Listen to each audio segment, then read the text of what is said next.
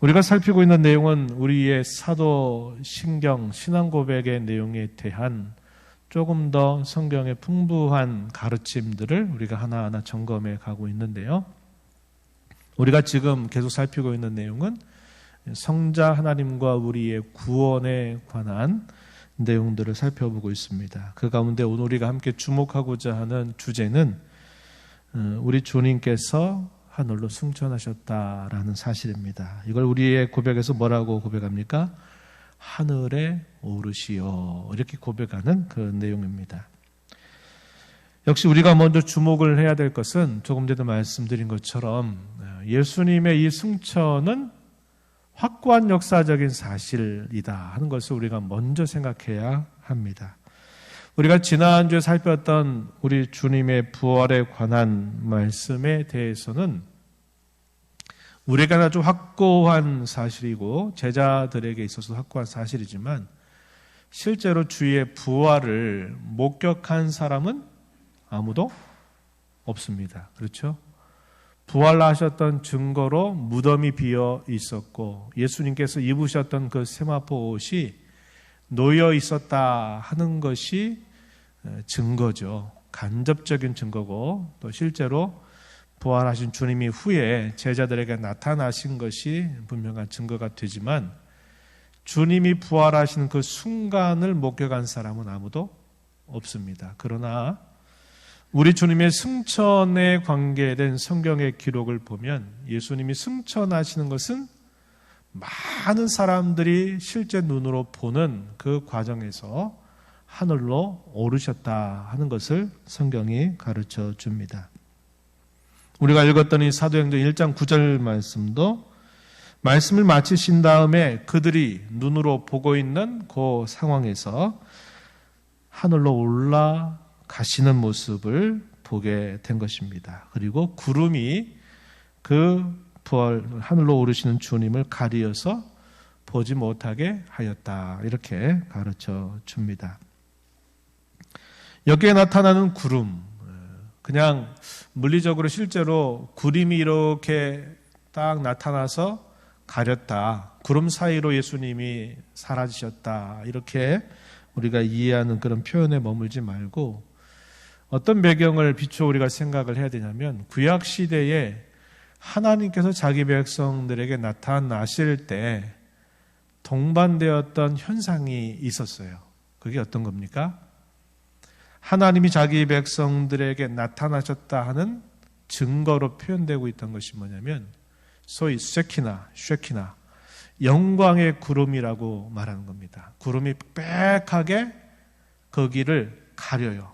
그리고 그 위험 가운데서 내성을 바라고 번개를 치고 우레를 바라면서 그 가운데서 말씀하실 때 이스라엘 백성들은 그 하나님의 거룩한 임재 앞에 두려워 떨면서 하나님의 말씀을 들었던 것을 우리가 떠올려요. 이걸 영광의 구름이다, 이걸 쉐키나 이렇게 부르는데 우리 예수님께서 이 땅에서 하늘로 올라가실 때에도 구름이 나타났다고 하는 것은 이런 구약의 영광의 구름도 우리로 하여금 생각하게 해야 될 것을 가르쳐 주고 있는 겁니다.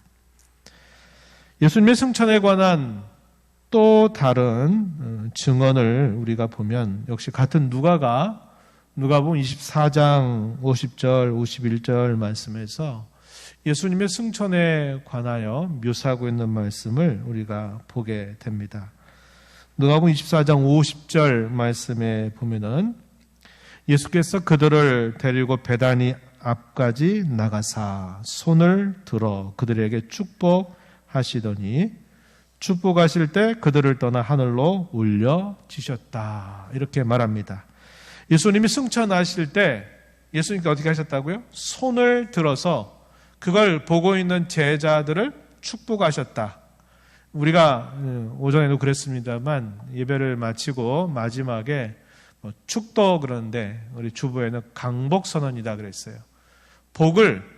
복을 주시는 선언을 하는 것을 말하죠. 그래서 사도행전 1장 9절에서는 그 부분에 대하여 싹 생략을 하고 예수님이 하늘로 오르실 때 구름이, 영광의 구름이 그분을 덮어서 그 구름 사이로 오르셨다 이렇게 간단하게 증언을 하지만 누가복음 같은 저자였던 누가가 기록했던 이 누가복음의 끝에서는 좀 더 자세하게 묘사할 때 예수님께서 손을 들어서 제자들을 축복하시고 하늘로 오르셨다 이렇게 말씀하시는 겁니다. 이걸 사실 축복이라고 하는 말보다는 강복이라고 하는 말이 더 맞아요.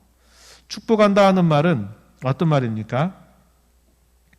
내가 어떤 사람에게 복이 있기를 구하는 걸 그걸 축복이라 그래요. 복을 빈다 이 말이죠. 그러나 누구에게 그 복을 비는 겁니까? 하나님께서 그 사람에게 복 주시기를 우리가 비는 거잖아요. 그런데 우리 하나님은 축복하시는 분이 아니고 우리 예수님도 축복하시는 분이 아니라 누구십니까? 복을 주시는 분이에요. 그래서 이걸 강복이라고 말하는 겁니다. 내릴 강자 복복자. 복을 주시는 분이지 하나님이 복을 또 다른 대상에게 비는 게 아니라는 거죠. 그래서 이걸 강복이라고 말하고 우리가 예배 마침에 주일 오전 예배 마침에 하는 이것은 강복 선언이다. 삼위일체 하나님의 복을 선언하는 것이다. 이렇게 이제 표현하는 겁니다. 예수님께서도 승천하시면서 강복하시면서 하늘로 오르셨다. 이렇게 말해 줍니다. 그리고 또 이 순간에 또 하나의 말씀이 덧붙여지죠. 어떤 말씀이에요? 사도행전 1장 11절 말씀에 보면은 갈릴리 사람들아 어찌하여 서서 하늘을 쳐다보느냐 너희 가운데서 하늘로 올려주신 이 예수는 하늘로 가심을 본 그대로 오시리라 이렇게 약속을 덧붙여 주셨습니다.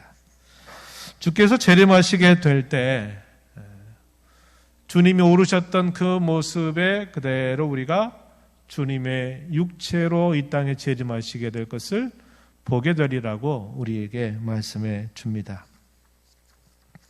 어떤 사람은 재림이 어디로 있을까 하는 걸 또 궁금해하는 사람들은 예루살렘일까 아니면 그 어디일까? 그러면 지구 반대편에 있는 사람은 볼 수 있을까 보지 못할까? 또 이런 생각을 하는 사람들이 있어요. 뭐라고 성경이 말합니까? 동에서 서로 번쩍이듯이 주의 재림이 순식간에 모든 사람에게 보이게 될 것을 성경이 가르쳐 줘요. 어떤 사람은 우리가 있는 곳으로 예수님이 재림이 오신다. 또 막 이렇게 또 막 이상한 말을 하는 사람들이 있어요. 거의 동시적으로 모든 사람이 주의 재림을 보게 될 것을 성경이 가르쳐 주고 있습니다. 이 사실을 통해서 우리가 확인하게 된 중요한 요점은 뭐냐면 주의 승천하신 이 사실은 많은 사람들이 보는 가운데서 목격되었던 사실이다. 고린도전서 15장에서도 보게 되면 500여 형제에게 보이셨다 이렇게 또 표현을 합니다. 그래서 제자들뿐만 아니라 수많은 사람들이 보는 그 광경 속에 주의 승천하심이 있었다 이렇게 말해줍니다. 이런 역사적인 사실을 대단히 강조하고 있고요. 그러면 주님이 승천하셔서 가신 곳이 어디인가 이렇게 말할 때 성경은 뭐라고 말하냐면 하늘이다 이렇게 말해요. 근데 이 말이 하늘로 오르셨는데 하늘? 우리가 본 이 하늘 이렇게 생각하게 되는데 히브리서에서는 이거에 대하여 뭐라고 우리에게 가르쳐 주냐면요. 참 하늘이다 혹은 바로 그 하늘이다 이렇게 설명을 해줍니다. 히브리서 9장 24절 말씀 우리 함께 말씀을 읽어보겠습니다. 시작. 그리스도께서는 참 것의 그림자인 손으로 만든 성소에 들어가지 아니하시고 바로 그 하늘에 들어가사 이제 우리를 위하여 하나님 앞에 나타나시고 바로 그 하늘 이것을 두고 참 하늘 혹은 하늘 성전이라고 부를 수 있는 그런 표현이 된다 하는 겁니다. 우리 주님은 바로 그 하늘, 참 하늘에 오르셨다.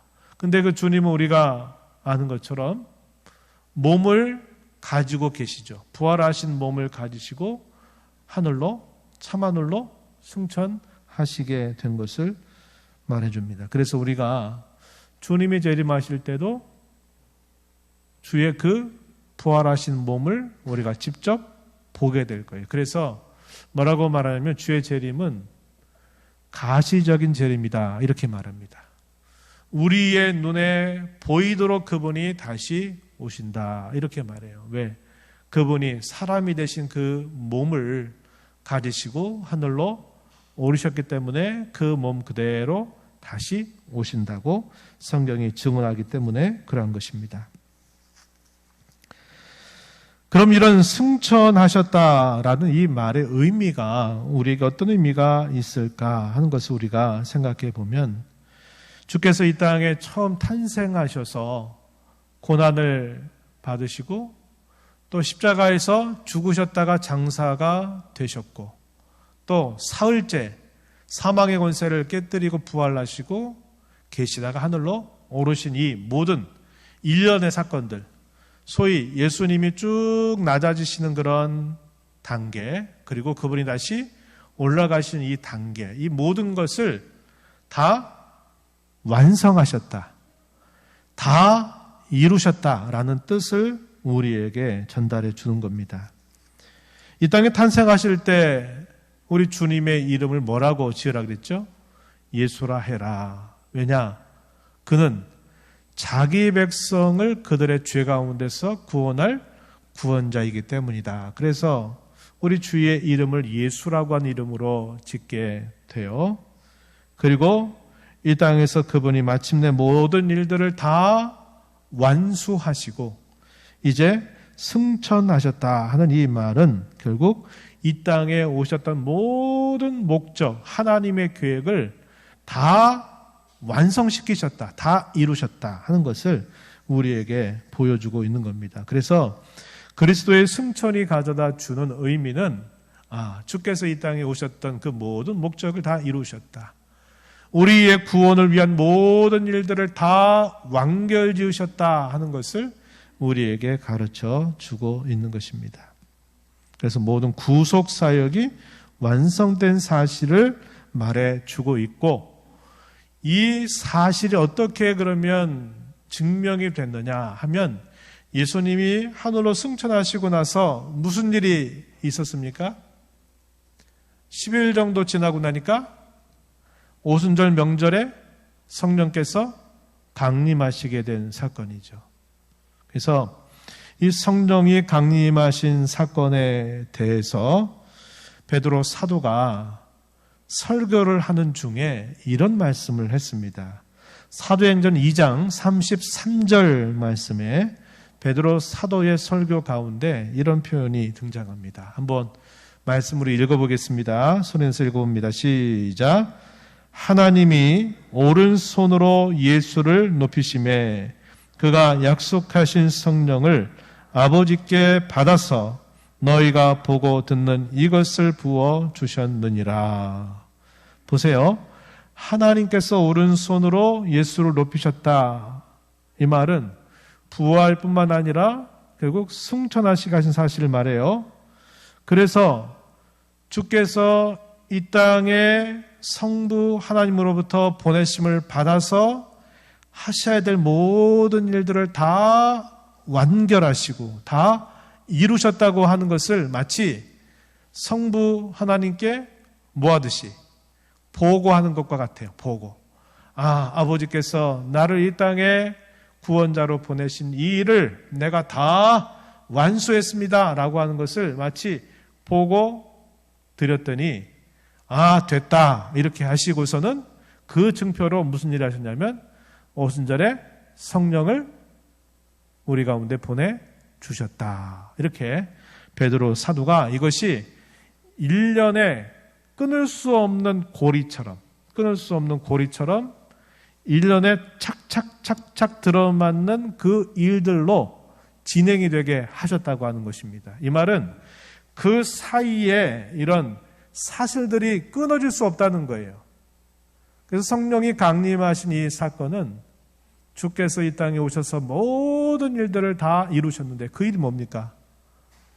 우리를 구원하시는 이 모든 일들을 다 완결하셨다는 것을 분명히 보여주시기 위하여 오순절에 성령을 보내주셨다 하는 것으로 베드로 사도는 우리에게 설명을 해주고 있는 겁니다. 그래서 이걸 뭐라고 말하냐면 구속사라고 그래요. 한번 따라 볼까요? 구속사.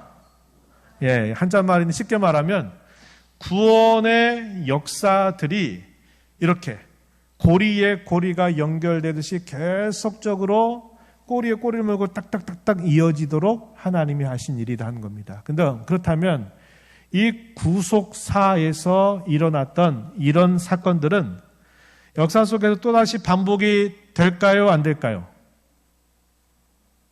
반복이 될까요? 안 될까요? 반복이 안 되죠. 되면 안 되겠죠. 그죠? 주님이 다시 이 땅에 또 다시 오실 일은 없어요. 그죠? 네.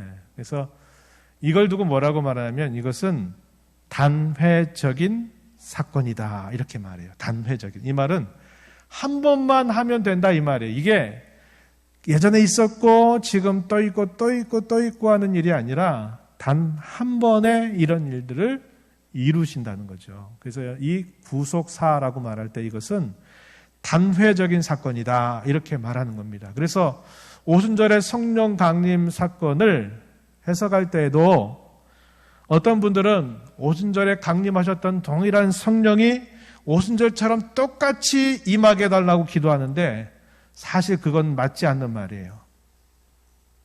한 번 이 땅에 오신 성령은 또다시 오시는 게 아니라 계속 교회 가운데, 좀 더 정확하게 말하면 믿는 신자의 심령 속의 성령은 언제나 내주 안에 거하셔요. 늘 계시다 이 말이에요. 그분이 다시 떠나갔다가 다시 오고 그러는 게 아니다 이 말이에요. 그래서 우리가 기도할 때 성령의 충만함을 기도하는 거예요. 우리 안에 내주하신 성령께서 우리를 온전히 사로잡아서 우리를 온전히 그 성령께서 기뻐하시는 대로 원하시는 대로 우리를 인도해 달라고 우리가 기도하는 것이지 마치 그 옛날 오순절에 성령이 강림하신 것처럼 똑같은 그 역사가 오늘 나에게 우리에게 일어나게 해달라고 말할 때는 그냥 관념적으로 통상적으로는 이해를 해요. 무슨 뜻인지. 그러나 그 말 속에 잘못된 생각이나 오해가 들어갈 수 있다는 거예요. 이걸 조금 더 말씀을 드리면요. 순복음 교회에서 늘 방언의 은사를 강조하고 했던 그 이유는 오순절에 성령이 강림하시면서 있었던 이 방언의 역사는 지금도 계속적으로 일어나야 된다. 이렇게 말했어요. 지금 이제 그 강조점이 조금 약해졌어요. 근데 예전에 여러분 들어보셨어요? 방언 못 받으면 마치 신앙인이 아닌 것처럼 이렇게까지 강조를 했단 말이에요. 지금 그런 정도까지 하지는 않을 것이에요. 그래서 이게 이제 다른 차이라 이 말입니다. 그래서 우리가 성경의 역사 가운데 예수님이 이 땅에 탄생하신 것도 단 한 번이요. 그분이 십자가에서 돌아가신 것도 단 한 번이요. 부활하신 것도 한 번이요. 하늘로 오시신 것도 한 번이지. 그 모든 일들이 단번에 다 확실하게 이루어졌기 때문에 오순절 성령께서 강림하신 이 사건도 단번에 역사 가운데 한 번 있게 된 사실이다 하는 겁니다. 이게 계속 막 반복되고 하는 게 아니라는 거예요. 그래서 보통 이제 일반적인 성도들은 이런 부분들에 대해서 별로 예민하게 생각하지 않지만 이 성경이나 이런 신학에 대한 내용들을 잘 알고 있는 그런 경우로 봤을 때는 확실하게 다른 주장을 하게 된다는 것을 우리가 알게 되는 것입니다. 참고적으로 여러분들이 그렇게 기억하시라는 겁니다. 구원의 사건은 단회적인 사건이고 그 단회적인 사건을 계속적으로 유익이 되도록 해주시는 분이 누구냐면 성령께서 신자들의 마음속에 오셔서 그 그리스도께서 완결하시고 다 이루신 그 구속의 사역이 실제로 우리를 구원하는 능력이 되도록 우리를 변화시키고 우리를 새롭게 하고 우리를 회심하게 하고 우리를 믿음을 일으키게 하시는 일들을 성령께서 하시기 때문이다 하는 것을 우리가 잘 정리할 필요가 있는 것입니다. 이제 다시 한번 내용으로 들어가 볼게요. 예수님은 십자가를 지시기 전에는 다락방에서 어떤 말씀을 하셨냐면, 여러분 기억하실 겁니다. 다락방 강화라고 말하는데요. 이 내용은 요한복음 14장에서부터 16장까지 기록이 돼요. 다락방에서 마지막 십자가 지시기 전날 밤에 다락방에 모여서 만찬도 하고 성례도 제정하시고, 또 거기에서 예수님 이런저런 말씀하실 때 이런 말씀하시죠. 나는 분명히 너희를 떠나간다, 이런 말씀을 하셨어요. 그리고는 또 이런 말씀하시죠. 내가 너희를 떠나가는 것이 너희에게 유익하다. 내가 떠나가면 또 다른 보혜사가 너희에게로 와서 너희를 진리 가운데로 인도할 것이다. 이렇게 말씀을 하셔요. 그러니까 제자들은 이게 무슨 말인지를 모르잖아요. 그러니까 근심하고 두려워하는 거예요. 우리 곁에 늘 계셨던 그 주님이 떠나신다고? 왜 떠나시는 거야? 도대체 떠나면 어떻게 되는 거야? 이런 마음에 불안한 마음을 갖게 되는 거예요. 왜? 예수님이 하신 말씀이 무슨 뜻인지를 제대로 알아들을 수 없었기 때문에. 그래서 예수님은 그런 말씀을 하신 거예요. 마태복음 26장 11절 말씀에 보면요. 예수님이 이런 말씀하세요. 얘들아, 가난한 자들은 항상 너희와 함께 있다. 그러나 나는 항상 너희와 함께 있지 않는다. 이런 말씀을 하세요. 예수님의 발 앞에 향유를 부는 여인에 대하여 비난하는 제자들 앞에서 가난한 사람들을 돌보면 얼마나 많은 사람을 돌보는데 라고 이렇게 말했던 그 사람을 향하여 얘들아, 가난한 사람은 항상 너희에게 있다. 그러나 나는 항상 너희와 함께 있지 않는다. 이런 말씀을 하셨어요. 요한복음 16장 28절에서 이렇게 말합니다. 내가 아버지에게서 나와 세상에 왔고 다시 세상을 떠나 아버지께로 가노라. 무슨 말씀이에요? 십자가를 지시기 전날 밤에는 너희 이제 떠나간다 이 말씀하신 거예요. 그런데 또 반전이 일어나요. 언제냐? 주님이 부활하시고 나서 제자들과 한 40일 정도를 지내고 나서 승천하실 때에는 예수님이 또 이런 말씀을 하십니다. 뭐라고 말씀하시냐면 나는 항상 너희와 함께 있다. 이렇게 말씀하세요. 우리가 잘 아는 마태복음 28장 20절 말씀에 보면은 예수님이 이렇게 말씀하시죠. 내가 너희에게 분부한 모든 것을 가르쳐 지키게 하라. 볼지어다 내가 세상 끝날까지 너희와 항상 함께 있으리라. 이렇게 말씀하시고 하늘로 오르셨어요. 여기 무슨 말씀하셨어요? 세상 끝날까지 너희와 항상 함께 있다. 이렇게 말씀해요.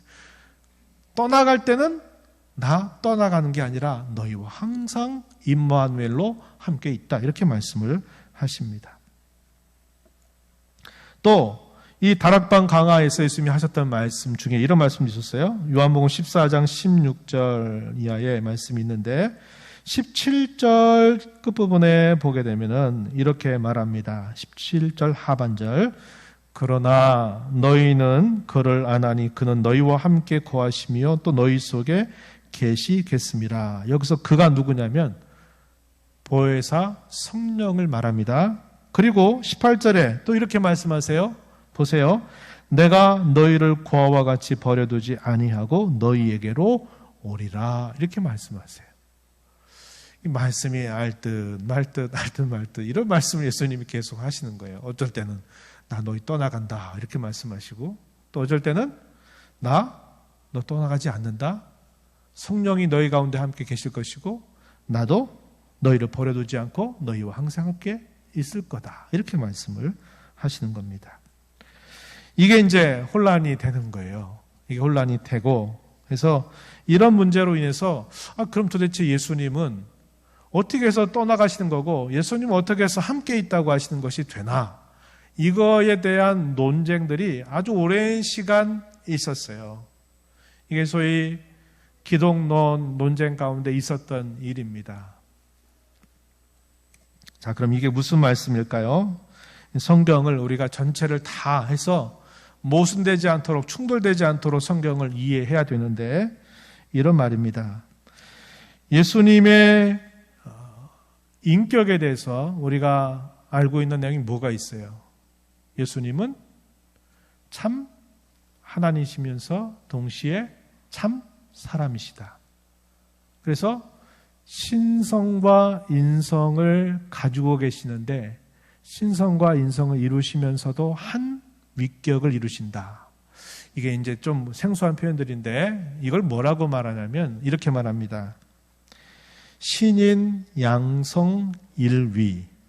한번 소리내 세볼까요? 시작.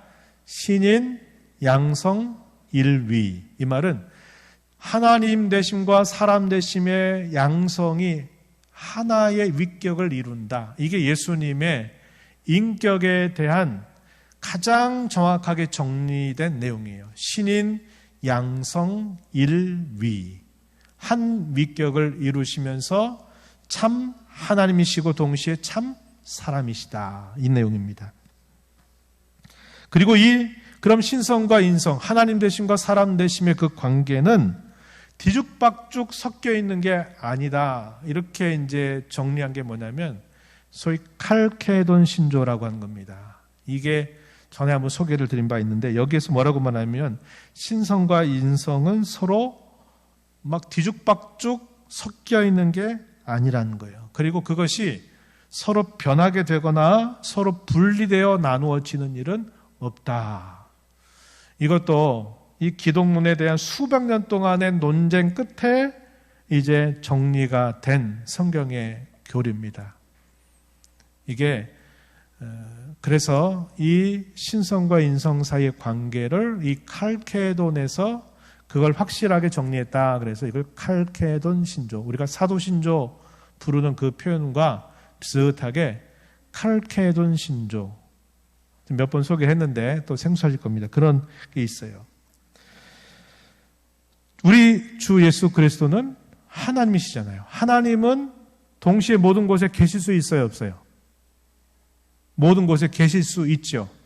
그러나 우리가 복음서를 통해서 보는 예수님은 갈릴리에서 가나 혼인잔치에서 기적을 행하신 그 주님이 동시에 예를 들어 가버나움이라고 하는 곳 아니면 다른 지역에서 예수님이 또 다른 기적을 동시에 행하실 수 있어요, 없어요? 행하시지 않으셨어요. 왜? 그는 우리와 같은 사람이 되셨으니까. 이곳에 있고 저곳에 동시에 계실 수가 없는 거예요. 우리가 마치 지금 여기 교회당에 있으면서 동시에 내 집에 동시에 있을 수 없는 것처럼 예수님도 그렇게 계신 거예요. 그래서 신성으로는 모든 곳에 다 계시지만 인성으로서는 예수님은 반드시 장소를 가지고 계시는 거예요. 동시에 곳곳마다 다 있을 수가 없다는 거예요. 이게 예수님에 관한 교리입니다. 그래서 예수님이 다시 돌아가서 떠나가시면서 내가 너희와 항상 함께 있겠다라고 할 때는 두 가지 의미가 있어요. 하나는 뭐냐면 신성으로서, 인성으로서는 어디에 계셔요? 몸으로서는 참하늘에 계시지만 신성으로서는 언제든 자기 백성과 함께 계실 수 있는 거예요. 이게 한 가지.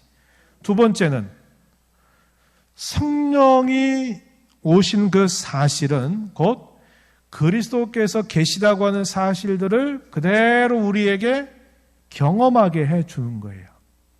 그래서 성령의 오심, 성령이 우리 안에 내주하심, 그리고 그리스도께서 인성으로서는 지금 우리와 함께 계시지 않지만 그분의 신성으로서는 우리와 지금도 함께 계시다는 거예요. 그래서 이 구절이 알듯말듯 알쏭달쏭한 그런 말씀인데 그렇게 이해를 하는 겁니다. 무슨 말인지 조금 이해가 되세요? 조금? 네, 알듯말듯 하시죠. 그래서 이런 문제들은 사실 이런 시간 아니면 여러분들에게 이렇게 소개하기가 어려워요. 왜?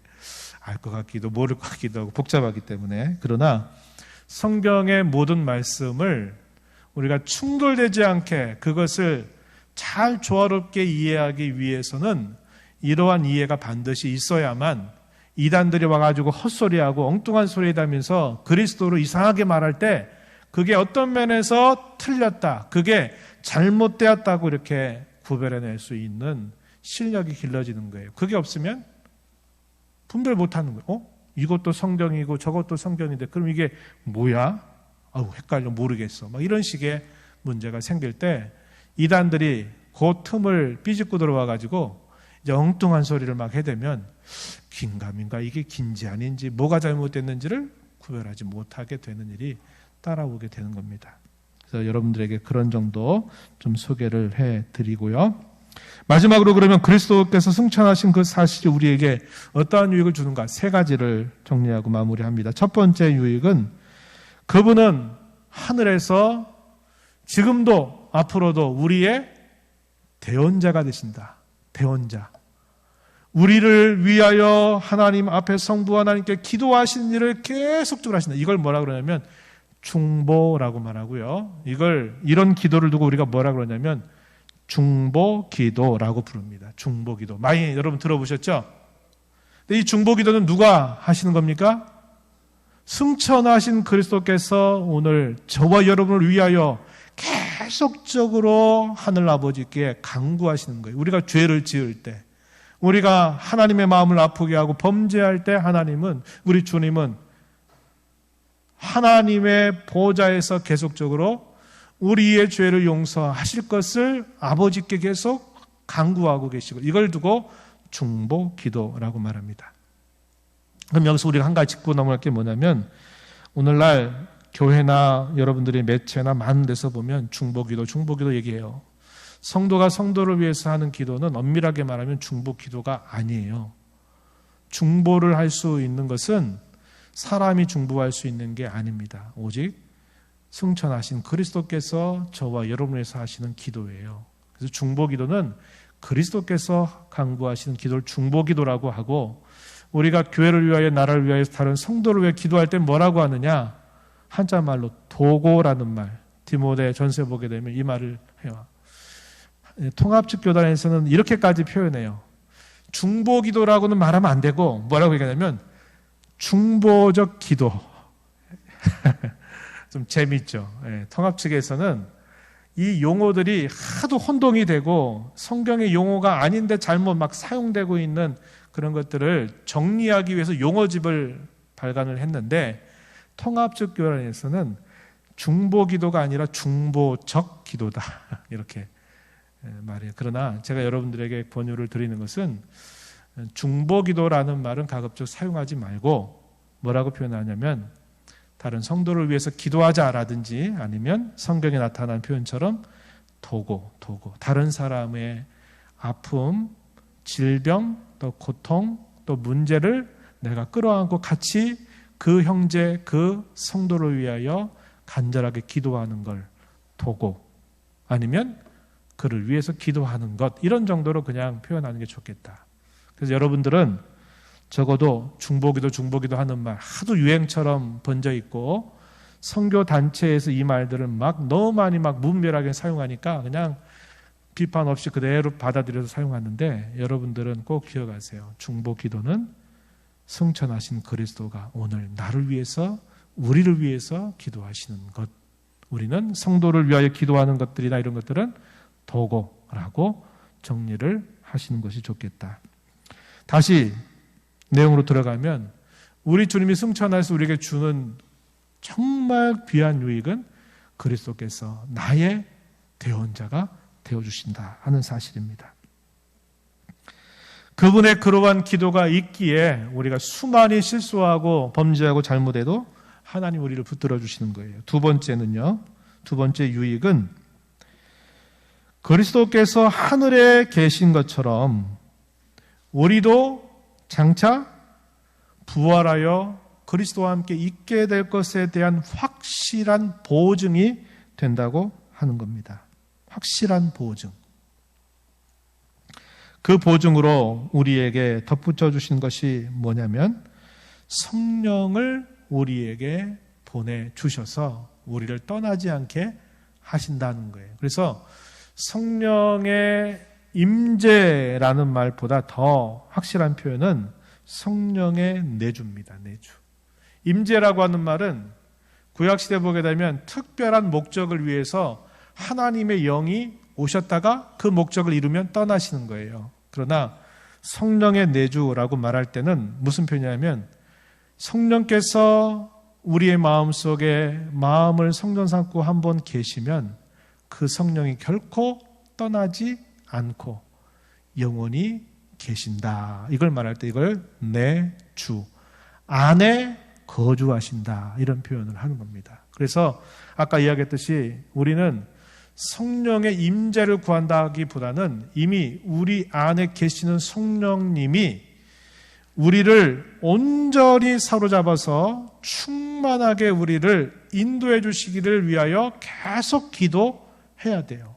그걸 누구 뭐라 그러냐면 성령 충만이다. 이렇게 말하는 겁니다.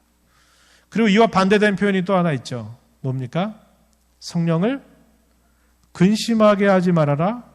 혹은 성령을 소멸하지 말아라 그랬어요. 이것은 성령의 충만과 반대되는 겁니다.